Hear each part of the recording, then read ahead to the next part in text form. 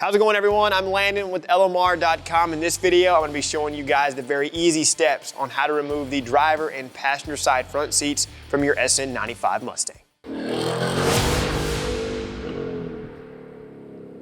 So removing the seats from your 1994 to 2004 SN95, our new Edge Mustang, is definitely going to cater to someone who may be replacing carpet. You need to get the seats out of the way to work on something under the dash, or you're upgrading seats or switching out upholstery. So enough of me talking, let's get right into the removal steps. These seats are usually secured to the floor pan with 4 15mm bolts. There are also 2 small trim pieces covering the rear bolts that are secured with a small push pin. Once the hardware is removed, disconnect any electrical connections and remove the seat from the car.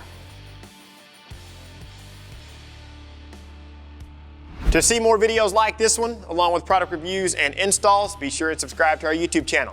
Of course, like and share this video with your friends, and don't forget to turn on notifications. That way you're notified every time we release new content. Of course, for all things SN95 and new Edge Mustang, you know what to do by now.